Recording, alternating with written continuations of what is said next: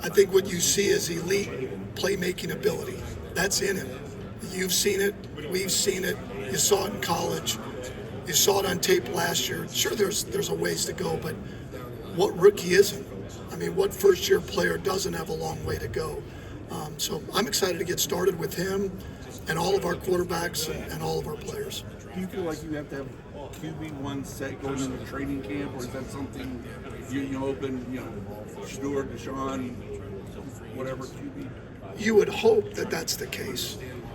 You would hope that by the time you get to training camp that the reps that you're giving to a quarterback is for your starter. Whether we get to that place, I don't know. That'll be determined in the offseason as part of it. It's just another part of the piece. I haven't heard you use the phrase open competition at that position. Is there open competition? Sure. I think it's an open competition. I mean, I don't know why it wouldn't be an open competition. And I don't mean that saying it harshly, but I don't think there's enough on film over the last couple years, one way or the other, to say, boy, we have a starter quarterback yet, whether internally or externally. You feel it's important? I wouldn't say it's important to, but we're going to do our due diligence to make sure that our roster, that we put ourselves in the best position we can to score points, which starts with that position. Quarterback position is concerned. You work with so many different styles of quarterbacks. That's but you mentioned the one thing you look for is kind of that it factor. But like when you're evaluating guys, especially coming out of college, what are like the traits that you're looking for? Well, first off, anybody that's coming out in the draft, quarterback or any position, you've got to do a great job, which our scouting department does, of vetting people that have been around them for an extended period of time. Because 20 minutes or an interview doesn't do it justice. I mean, you've got to make sure that the people that they've been around are able to say the words that you're looking for in terms of how they carry themselves, how they are on a day-to-day basis, how they are around their teammates. How are they third downs, 2-minute, critical situations? All of that comes into play. Ultimately, like I've told them, is take the best players that will make it work. Now, it's a little bit different when you're talking about tackle, guard, and center, and the differences in terms of their skill set, but I think you can win with power guards. I think you can win with lighter guards that can pull and get on the perimeter. I think you can win with tackles that, can play with power, and ones that you'd rather have in a wide zone scheme. To me, what you're looking for most of all is consistency, because you can coach around if they're tough and they're consistent. And I think you can coach around that and scheme that. But if they're not physically tough consistently, and their day-to-day isn't consistent, very hard game day. Well, it's part of it. I mean, I do think when you're putting a staff together, you're talking about developers, and then there's schemers.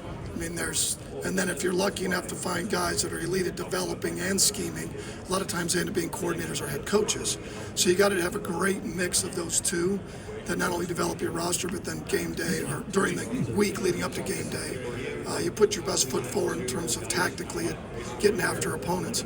So I think we've got a great mix of this, but this is also the NFL, and everybody's paid to do a job. So the mix is real simple, right? I mean, we'll never forget that we have a job for our players and developing our players and coming up with the best plan possible. And that mixing part of it, I've never been around where it doesn't work that way. And if someone doesn't mix, then we pivot and go the other way. He's got a gift for confronting anything that gets in the way of winning football without being confrontational. He just does. It's unique. He doesn't let it linger. He'll come right down the hall and say, this isn't good enough. What can we do to change it? Where are we at? And the other thing is the off season's no joke. John, it's football every day, man. It is. How are we going to get better? Every year I was with the Ravens, it was offense 2.0, offense 3.0. What are we going to do to improve? Take advantage of our players' skill set. So he's nonstop. He's about winning football. Todd, I'm not very good at talking about me. I don't know, maybe a lot of guys are. I don't know. It's coaching football. I think any time that you have a player that at one time has exhibited the skill set at an elite level, I think you're always going to give them the benefit of the doubt that somehow we might be able to get that out of them again. And I think that's how you should look at every player. I've said that. You guys have heard me say it. I'm going to let it play out. I think it'd be completely unfair, just like it would be in any classroom setting, be it a history exam, and all the students walk in, and before they're actually given the exam, you give them a grade. Well, how would you give them a grade? Based on male, female, race, how they look, how they're dressed? I think that's unfair. Now, you're going to have some preconceived notions, obviously, because we have prior evidence, but I don't decide who plays. The players decide who plays. I've never decided who plays. Schedule, it's everything within the building that whether it's from the training room, right, to the players' rehab, to the weight room, to you name it, what we're going to do in the off season, how you're going to find the players. That's so far down the road, I don't even know yet. We could be around great players and get to do this. It's so cool. Say, the Ravens are our division. They've got all our stuff. We're gonna have to change some of it, for God's sakes. I mean, we can't keep the same calls. But you are who you are. I mean, what you believe in is what you believe in. You can't just flip. You may flip some terminology.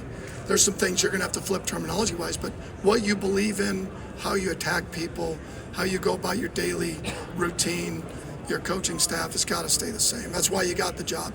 You completely flip, then you're screwed. I mean, I don't know how you can do that. Anything in life, you have your belief system, and then you go with it. I liked Ty when he was coming out. When I first got to Georgia, they hadn't offered him, and I went up there and talked to his dad. In fact, his dad, Jason, is a Southern Miss alum, and I was head coach at Southern Miss, so got to know them really well. Really fond of Ty. Obviously, really good football player. Fired up for him, because in today's day and age, for him to stay as long as he did at Alabama and then get a chance to be the starting quarterback is pretty cool. I mean, that is really cool for him to live out his dream at the school he chose, whatever it was 3 or 4 years ago. I've lost track how many years it's been. What has it been, 3 years? Ty? Maybe 3 years, so. Overturn the pick that was eventually ruled to be Aaron Rodgers caught his own pass. Do you ever think of any of those moments from this past season, game calls that might have gone either way, plays that might have gone either way, as sort of maybe the difference between you being here or still being with the Ravens? Not really. I mean, I'm not one to send in a ton of clips to the officials. I think they've got as hard a job as any. They're going to make mistakes like we make mistakes. I've never called a perfect game. A player's never played a perfect game. Officials have never called a perfect game. That's part of what we do. That's the imperfection of life. And so, to me, that had not. How do we know that? I don't have any idea at the end of the game how that would have turned out, that game or any other game.